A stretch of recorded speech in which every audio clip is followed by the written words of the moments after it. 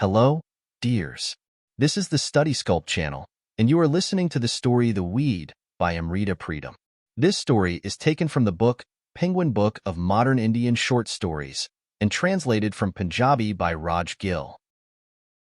Anguri was the new bride of the old servant of my neighbor's neighbor's neighbor. Every bride is new, for that matter, but she was new in a different way. The second wife of her husband who could not be called new because he had already drunk once at the conjugal well. As such, the prerogatives of being new went to Anguri only. This realization was further accentuated when one considered the 5 years that passed before they could consummate their union.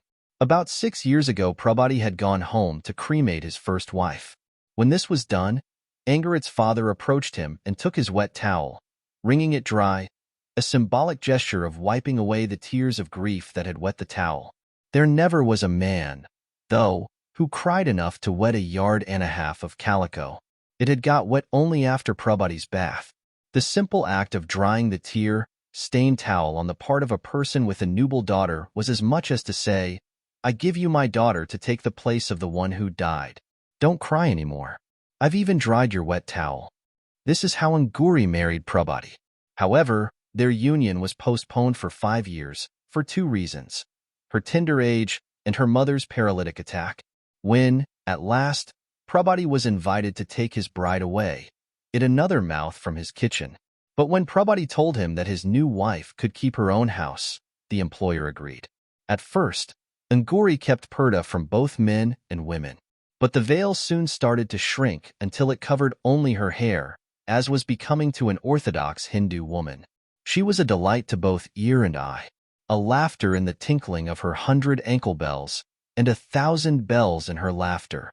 What are you wearing, Anguri? An anklet. Isn't it pretty? And what's on your toe? A ring. And on your arm? A bracelet. What do they call what's on your forehead? They call it Ali band. Nothing on your waist today, Anguri? It's too heavy. Tomorrow I'll wear it. Today, no necklace either. See, the clasp is broken. Tomorrow I'll go to the city to get a new clasp and buy a nose pin. I had a big nose ring, but my mother-in-law kept it. Anguri was very proud of her silver jewelry, elated by the mere touch of her trinkets. Everything she did seemed to set them off to maximum effect. The weather became hot with the turn of the season. Anguri, too, must have felt it in her hut where she passed a good part of the day, for now she stayed out more. There were a few huge neem trees in front of my house. Underneath them an old well that nobody used except an occasional construction worker. The spilt water made several puddles, keeping the atmosphere around the well cool. She often sat near the well to relax. What are you reading, Bibi? Anguri asked me one day when I sat under a neem tree reading. Want to read it? I don't know reading. Want to learn? Oh, no. Why not? What's wrong with it? It's a sin for women to read. And what about men? For them, it's not a sin. Who told you this nonsense? I just know it. I read. I must be sinning. For city women, it's no sin. It is for village women. We both laughed at this remark. She had not learned to question all that she was told to believe. I thought that if she found peace in her convictions, who was I to question them? Her body redeemed her dark complexion, an intense sense of ecstasy always radiating from it, a resilient sweetness. They say a woman's body is like a lump of dough. Some women have the looseness of under-kneaded dough while others have the clinging plasticity of leavened dough. Rarely does a woman have a body that can be equated to rightly kneaded dough. Baker's pride. Anguri's body belonged to this category, her rippling muscles impregnated with the metallic resilience of a coiled spring. I felt her face, arms, breasts, legs with my eyes and experienced a profound languor. I thought of Prabhati, old, short, loose-jawed, a man whose stature and angularity would be the death of Euclid. Suddenly a funny idea struck me. Anguri was the dough covered by Prabhati. He was her napkin, not her taster. I felt a laugh welling up inside me, but I checked it for fear that Anguri would sense what I was laughing about. I asked her how marriages are arranged where she came from. A girl, when she's 5 or 6, adores someone's feet. He is the husband. How does she know it? Her father takes money and flowers and puts them at his feet. That's the father adoring, not the girl. He does it for the girl. So it's the girl herself? But the girl has never seen him before. Yes, girls don't see. Not a single girl ever sees her future husband. No, she hesitated. After a long, pensive pause, she added, those in love, they see them. Do girls in your village have love affairs? A few. Those in love, they don't sin? I remembered her observation regarding education for women. They don't. See, what happens is that a man makes the girl eat the weed and then she starts loving him. Which weed? The wild one. Doesn't the girl know that she has been given the weed? No, he gives it to her in a pawn. After that, nothing satisfies her but to be with him, her man. I know. I've seen it with my own eyes. Whom did you see? A friend. She was older than me. And what happened? She went crazy. Ran away with him to the city. How do you know it was because of the weed? What else could it be? Why would she leave her parents? He brought her many things from the city. Clothes, trinkets, sweets. Where does this weed come in? In the sweets.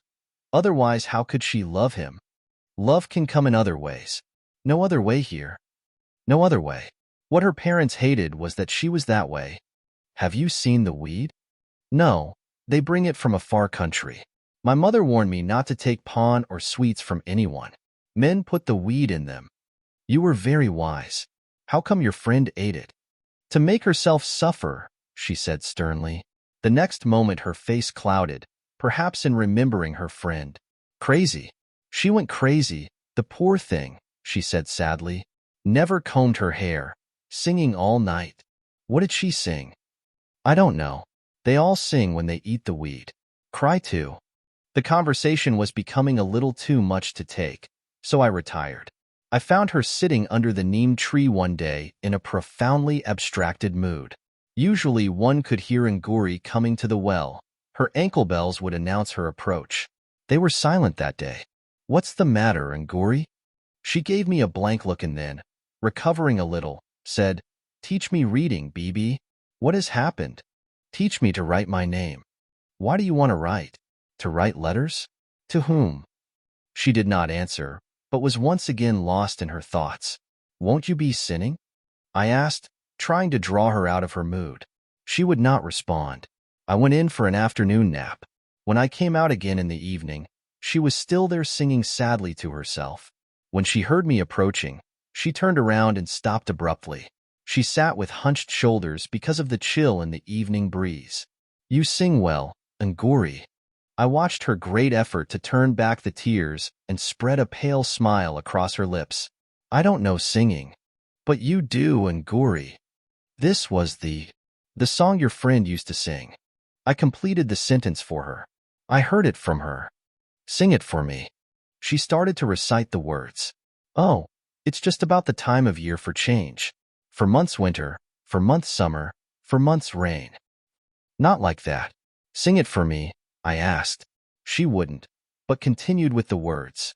For months of winter rain in my heart. My heart shivers, oh my love. For months of summer, wind shimmers in the sun. For months come the rains. Clouds tremble in the sky. Nguri, I said loudly. She looked as if in a trance, as if she had eaten the weed. I felt like shaking her by the shoulders. Instead, I took her by the shoulders and asked if she had been eating regularly. She had not. She cooked for herself only, since Prabhati ate at his master's. Did you cook today? I asked. Not yet. Did you have tea in the morning? Tea. No milk today. Why no milk today? I didn't get any. Ram Tara. Fetches the milk for you? I added. She nodded. Ramtara was the night watchman. Before Nguri married Prabhati, Ramtara used to get a cup of tea at our place at the end of his watch before retiring on his cot near the well. After Nguri's arrival, he made his tea at Prabhati's. He, Nguri, and Prabhati would all have tea together sitting around the fire. 3 days ago, Ramtara went to his village for a visit. You haven't had tea for 3 days? I asked. She nodded again. And you haven't eaten, I suppose? She did not speak. Apparently, If she had been eating, it was as good as not eating at all. I remembered Ramtara, good-looking, quick-limbed, full of jokes. He had a way of talking with smiles trembling faintly at the corner of his lips. Angori? Could it be the weed? Tears flowed down her face in two rivulets, gathering into two tiny puddles at the corners of her mouth. Curse on me! She started in a voice trembling with tears. I never took sweets from him, not a beetle even, but tea. She could not finish. Her words were drowned in a fast stream of tears.